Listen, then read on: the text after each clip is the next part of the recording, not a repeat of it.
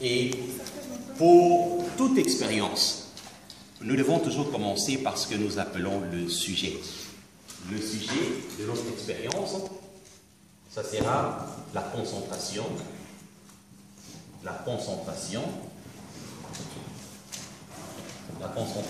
d'une solution, la concentration d'une solution, 20% de chlorure de sodium. Ok. Avant de vous expliquer ce que nous allons faire dans notre expérience, je voudrais... Savez-vous où l'on tire ou comment on prépare le sel que nous utilisons dans nos maisons? Les sels de cuisine. Vous savez comment nous obtenons ça? Vous avez une idée? Une personne? Une personne par... Oui. On obtient le sel de cuisine de la mer, oui. Parce que l'eau de la mer est salée. Quand on obtient le sel de cuisine, on va au laboratoire pour extraire maintenant et enlever de l'eau. Comme ça, on peut rester avec du sel. Et comment on extrait cette eau? Comment on enlève l'eau pour avoir maintenant le sel solide? Par évaporation ou pas? Par évaporation, exactement. Et c'est donc on va parler aujourd'hui, ça sera l'évaporation.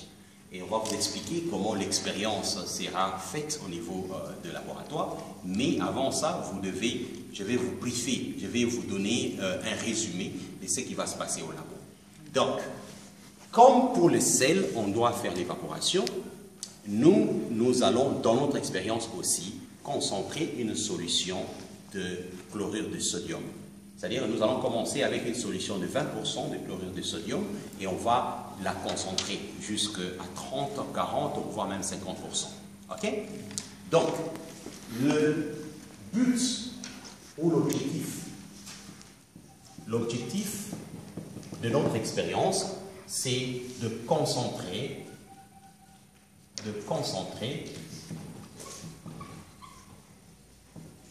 une solution qui est à 20% de sodium, chlorure de sodium, jusqu'à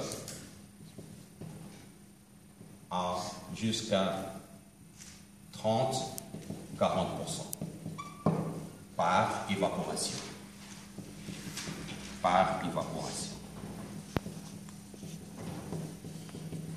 Good. Ça, c'est l'objectif de notre expérience qui sera de concentrer une solution de chlorure de sodium. Nous allons commencer de 20% et on va la concentrer jusqu'à 30 ou 40%. OK? Et nous allons le faire par évaporation. Oui, il y a une question? Oui, je vais poser la question de savoir, quand vous dites 20%, c'est 20% massique ou molaire? Ah ben justement, la concentration de 20%, c'est massique. OK? Donc on commence avec 20% massique jusqu'à 30 ou 40% aussi massique. Mais maintenant, le problème ou la question que l'on doit d'abord se poser, puisque vous devez commencer par cette solution que vous devez préparer. Comment vous allez préparer cette solution de 20% massique de chlorure de sodium? Alors, quelqu'un peut me dire comment peut-on préparer une solution de 20% de chlorure de sodium en tenant compte de ce pourcentage-là? Comment on peut préparer cette solution? Vous avez une idée? On va prendre la masse de chlorure de sodium, oui, sur la masse de la solution. On sous-entend par masse de solution la masse de l'eau, oui, plus la masse de chlorure de sodium, oui, et on égalise ça au pourcentage que l'on veut. Tel que ici c'est 20%. Très bon. C'est-à-dire, ça c'est la partition. Nous voulons préparer une solution de 20% massique de chlorure de sodium, c'est-à-dire, nous allons prendre la masse de chlorure de sodium que nous recherchons, nous divisons par la masse de la solution qui est faite, la masse de la solution qui va nous donner 0,20, qui est 20%. Alors la masse de la solution est faite par la masse de chlorure de sodium plus la masse d'eau que vous voulez utiliser, et ceci doit donner 0,20. OK? Et tenons compte maintenant de la masse d'eau avec laquelle vous allez commencer votre expérience. Vous saurez aussi quelle est la masse de sodium, de chlorure de sodium qu'il faut utiliser pour l'expérience. Il y a une question, Fabrice? Oui, oui, l'eau distillée ou l'eau de robinet, puisque dans l'eau de robinet, nous savons qu'il y a des impuretés. Ok.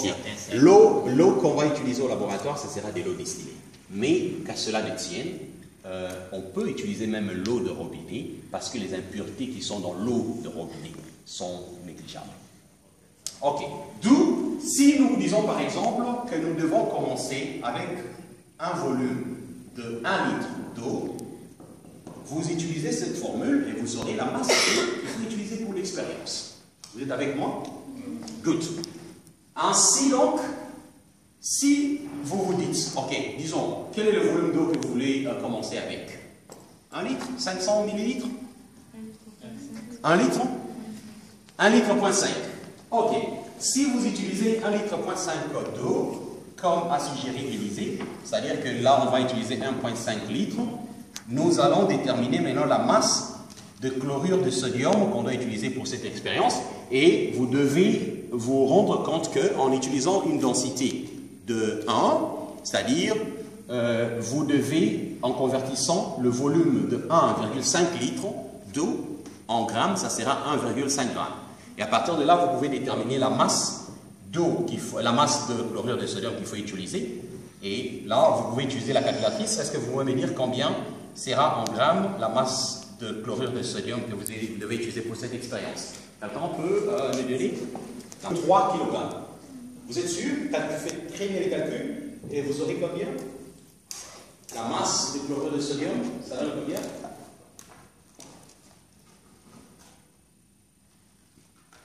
C'est combien? En kilogrammes? Ok. Simplement, les calculs, ça sera 0,20 masse de chlorure de sodium plus 1,5 multiplié par 0 masse de sodium, de chlorure de sodium, qui sera égal à, quand on multiplie ceci, ça vous donne 0,30, d'où la masse de chlorure de sodium, ça sera 0,3 divisé par 0,8, ça donne combien? 0,38 kg. Ça, c'est la 1,5 litres d'eau distillée pour faire une solution de 20% massive. Est-ce que vous êtes avec moi? Good. Maintenant, connaissant la masse, nous pouvons passer à l'expérience. Donc, après le sujet, l'objectif, nous passons maintenant à l'appareillage. L'appareillage consiste à décrire les instruments ou les équipements que nous allons utiliser pour faire cette expérience au laboratoire. Et pour simplifier les choses au niveau de laboratoire, nous allons utiliser un kettle où nous allons utiliser un litre, 1,5 litres. Et avant de mettre votre solution dans le bouilleur, vous devez d'abord dissoudre ça dans un bécher. Vous prenez un bécher, vous mettez 1,5 litres dans ce bécher-là et vous dissolvez, c'est-à-dire vous dissolvez 0,38 kg. Oui, vous faites la dissolution, vous prenez 0,38 kg de chlorure de sodium, vous dissolvez ça dans 1,5 litre d'eau et vous aurez une concentration de 20% massique. Ça, c'est la concentration initiale. Mais puisque vous voulez atteindre 30% ou aux alentours des 30%, vous mettez ça dans un bouilleur et avant de connecter ça à la source d'électricité, vous laissez ça d'abord off. Off, ça signifie que vous ne commencez pas, vous ne laissez pas le courant passer. Ok, ça ne commence pas encore à fonctionner. Et qu'est-ce que vous faites? Vous introduisez un thermomètre. Le thermomètre va lire la température initiale. Et votre rôle principal tout au long de l'expérience, ça sera de commencer à prélever les valeurs de temps que ça va prendre et la température de votre solution. vous pouvez, par exemple, vous commencez à 0 par minute.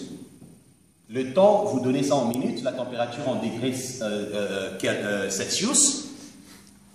Lorsque le temps est 0, c'est-à-dire au départ, vous convenez avec moi que la température de la solution, ça sera la température de l'environnement.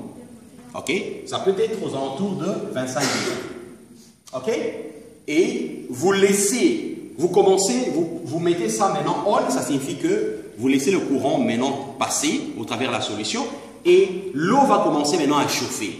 Par conséquent, qu'est-ce qui va se passer avec la température? Ça va commencer à augmenter. La température, après par exemple 30 secondes ou en minutes, 0,5 minutes, la température peut arriver jusqu'à 40. Après 1 minute, la température peut arriver jusqu'à 60 degrés. Ainsi de suite, jusqu'à ce que la température va atteindre 100 degrés. Vous reportez ou vous lisez le temps. Alors, quand vous atteignez 100 degrés, qu'est-ce qui va se passer? La température va rester constante pour un laps de temps. Et quelle est la raison pour laquelle la température doit rester constante? La température d'ébullition de l'eau, c'est 100 degrés. La température d'ébullition, très bien, la température d'ébullition de l'eau, c'est 100 degrés. Et pourquoi ça doit rester constante? Yes, Fabrice? Puisqu'il y a un changement de phase. Puisqu'il y a un changement de phase. Donc, chaque fois qu'il y a un changement de phase dans une solution, la température ne change pas, elle demeure constante. C'est pourquoi, dès que vous atteignez 100 à lire le temps, ok les amis? Good. Et vous pouvez, quand ça atteint 100 degrés, vous prenez le temps, mettez-vous en tête que l'eau va commencer à faire quoi maintenant? Parce que ça atteint 100 degrés. Ça va commencer à bouillir. Quand ça commence à bouillir, ça signifie que l'évaporation va commencer à prendre place. Et qu'est-ce qui va se passer? Après un certain temps, bon, la température peut changer un tout petit peu, mais ça sera tout proche de 100. Après un certain temps, par exemple 2 minutes, vous pouvez arrêter. Le temps, ici, ça peut être, je ne sais pas moi, ça peut être après 4 minutes. Vous pouvez arrêter. Et qu'est-ce que vous allez observer? Puisque au départ, vous allez utiliser la balance pour mesurer la quantité d'eau, y compris la masse de votre bouilleur. Initialement, la masse, le total, ça peut être 2, je ne sais pas moi, ça peut être 3,5 kg. Ça, c'est la masse totale, qui sera la masse du bouilleur plus la masse de l'eau, y compris le sel à l'intérieur. Après avoir arrêté 4 minutes plus tard, et éventuellement, l'eau s'est déjà évaporée. Ok? Et vous allez mesurer encore le temps en utilisant la balance. Le temps, la masse finale, ça peut être, je ne sais pas moi, 2,8 kg. Quelle est la signification maintenant de cette masse qui s'est évaporée? Ça sera égal à la masse initiale et la masse finale. Et cette différence, ce sera 3,4 moins 2,8 qui vous donne 0,7 kg. Ça, c'est la masse que vous avez pu évaporer. Vous êtes avec moi, les amis? Puisque vous avez évaporé cette quantité de masse, vous devez être capable de déterminer la concentration finale de votre solution. Vous êtes avec moi? Et comment vous allez maintenant déterminer cette concentration finale? Comment? Comment vous allez déterminer la concentration finale? Avant qu'on puisse calculer la concentration finale, est-ce que on doit d'abord savoir qu'est-ce qui rentre qu'est-ce qui reste dans le contenant, dans le résidu que nous avons. Est-ce que c'est seulement l'eau ou bien c'est le mélange de l'eau et le sel qui est encore resté là? Parce que pour calculer la concentration, on doit savoir le nombre de moles. Ok, n'oublie pas une chose. La concentration ici, c'est en termes de la concentration massique. Le rapport entre la masse de votre sel qui se trouve dans la solution et la masse de votre solution. Comprends un peu? Tu peux le faire en termes de mol, mais ici on le fait en termes massiques parce que la concentration peut s'exprimer en termes de masse divisée par la masse de la solution. Yes? Oui, la masse finale qu'on a, oui, c'est 2,8. C'est ça notre masse finale. Oui. On sait que avant qu'on ne commence l'opération et après, la masse du sel, le sodium de chlorure n'a pas changé. Exactement. C'est-à-dire la masse qu'on avait avant de commencer la procédure. Ok. C'est ça, on va prendre ça et on cherche à trouver la concentration de...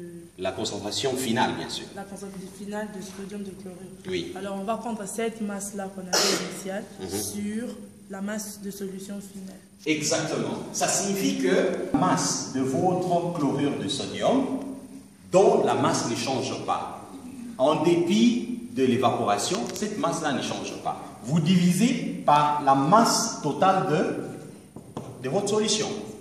Vous êtes avec moi? Vous êtes avec moi? Good. D'où, ça sera la masse que vous avez calculée au départ, c'était 0,38, n'est-ce pas? Kilogrammes.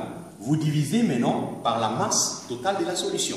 La masse totale de la solution, et vous devez faire attention ici, vous devez faire attention, parce que vous devez tenir compte de la masse de votre bouilleur. Vous êtes avec moi? Vous êtes avec moi? La masse de votre bouilleur, ok. Imaginez que, parce que vous avez commencé avec 1,5 litres d'eau, donc la masse de votre bouilleur, c'est combien? C'est 2 kg, n'est-ce pas? Vous êtes avec moi? C'est 2 kg. Parce que vous avez commencé avec 1 litre. 1 litre d'eau. D'où, si vous avez la masse finale, c'est 2,8, ça signifie que c'est la masse d'eau à l'intérieur, non, la masse de l'eau et du sel, c'est combien? C'est 0,8. C'est 0,8. Good. So, ça sera 0,8 kg. D'où la concentration finale, ça sera combien? En termes massiques? 0,475 en pourcentage, ça donne 47,5%. Et voilà, l'expérience terminée. C'est très facile. Vous irez au labo, vous mesurez la quantité de sel que vous devez dissoudre dans une certaine quantité d'eau, et à partir de là, vous mesurez la masse initiale. Et après, lorsque vous allez prendre la température et le temps, vous mesurez aussi la masse finale. Vous faites la différence et vous aurez la concentration finale. Est-ce qu'il y a une question? Yes. Donc, par rapport à quand la bouilloire est ouverte, Oui. Et que l'eau bouillit, Oui. à quoi est dû le fait que quand l'eau bouillit, on ne sait pas stopper? Parce que quand vous avez par exemple une bouilloire, Oui. vous y mettez de l'eau. Quand ça atteint une certaine température, ça se coupe automatiquement, disons. Oui. Ça va on directement automatiquement. Oui. Et maintenant, à quoi est dû le fait que quand on ouvre le couvercle du kettle, l'eau continue à chauffer continuellement? Ça, c'est une très bonne question. Romary, tu as une réponse à ça? Juste un aspect de réponse à sa question. Oui. Moi, je pense que quand ça commence à chauffer, oui. il y a l'évaporation est actuellement élevée. Oui. Bon, quand le bruiteur s'arrête, ça veut dire qu'il y a un excès de pression.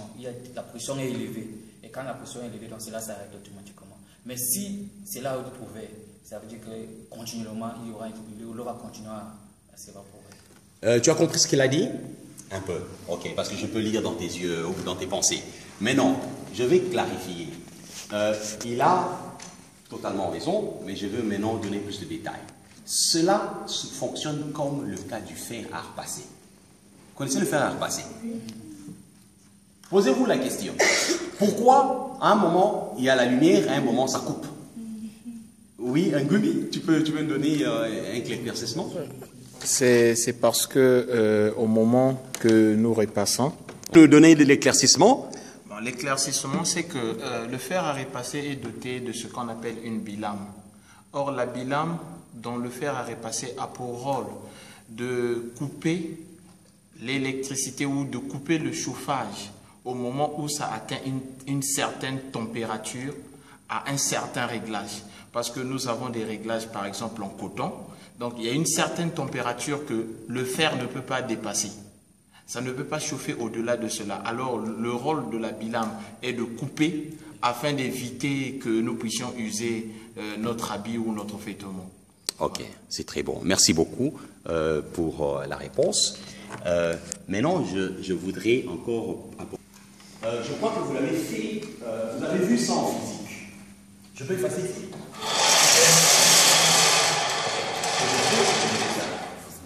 Suivez ceci, les amis.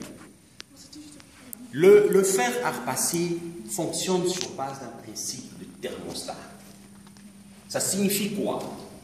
Ça signifie qu'il y a un contact ici. Il y a un contact ici. Ça, on l'appelle lame. Et ça, c'est pour mettre on ou off. C'est-à-dire que, vous voyez quand vous utilisez l'interrupteur, quand cette lame, ok, la lame est ici, quand la lame monte, quand ça tape comme ça put on, ça demande au courant, ça donne l'ordre au courant de passer. C'est-à-dire quand ça tape ici, ça actionne le courant, mais le courant va passer parce qu'il y aura un contact. Il y aura un contact, le courant vient ici. Quand cette lame touche là, le courant passe et ça donne on. Mais quand ça chauffe beaucoup, qu'est-ce qui va se passer? Il y aura une dilatation qui va se passer à ce niveau. Et quand la dilatation arrive, ça relâche. Et quand ça relâche, le courant, ça s'arrête. En anglais, on dit ça, it will go off. Vous êtes avec moi? Alors, et ça a été conçu de manière que quand ça atteint, par exemple, 105 degrés, ça doit se dilater. Et vous savez, ça c'est en physique. Plus la température augmente, plus le métal se dilate. Vous êtes avec moi? Et quand ça atteint 105 degrés, carrément, ça lâche. Et le courant, ça va off. Et c'est la même chose avec le bouilleur. Qu'est-ce qui se passe? Le contact, quand vous fermez le couvercle, l'eau est ici, ça commence à bouillir. La vapeur qui sort. Et quand la vapeur sort, ça augmente la pression dans cet espace-là. Vous êtes avec moi? Et ça a été conçu de manière que quand ça atteint, par exemple, 2 bars ou 2 atmosphères, ça doit enclencher un système ici qui coupe, c'est-à-dire qui donne l'ordre. C'est comme l'interrupteur qui donne l'ordre pour que le courant ne passe pas. C'est comme qui dirait ça pousse, c'est un interrupteur, ça pousse l'interrupteur et le courant s'arrête. Tu es avec moi? Alors, et ceci ne peut se faire que quand la pression atteint 2 bars ou 2 atmosphères. Vous êtes avec moi? Et c'est tout à fait normal. Quand le couvercle est fermé et que la vapeur commence à se dégager, qu'est-ce qui va se passer avec la pression? Ça monte. Jusqu'à ce que, vouloir ou pas, ça va atteindre 2 atmosphères. C'est un exemple. Je ne dis pas que ça dépend des usines, des fabricateurs. Et s'ils ont mis 2 atmosphères, quand ça atteint 2, ça coupe. Maintenant, quand tu laisses ça ouvert, qu'est-ce qui se passe? Quand la vapeur sort, ça fait quoi? Ça s'envole. Est-ce que la pression change? Ça ne change pas. Même si ça changeait d'une atmosphère à 1,2 ou 1,3, mais ça ne va pas atteindre 2 atmosphères. D'où, comme on l'a dit précédemment, en tout cas en laissant le couvercle toujours ouvert, ça ne va pas s'arrêter. Ça va continuer toujours à bouillir. Okay? Il y a encore une question chimique. Oui. Comment peut-on appeler la pression qui est dans la bouilloire? Est-ce que c'est la pression atmosphérique ou bien il y a quelle différence entre la pression qui est à l'extérieur de la bouilloire et la pression qui est à l'intérieur de la bouilloire? Non. La pression qui est à l'intérieur, c'est la pression absolue. C'est absolu. Okay. Ce n'est pas la pression atmosphérique. Okay? Au départ, ça peut être égal à la pression atmosphérique. Mais plus l'évaporation prend place, cette pression change.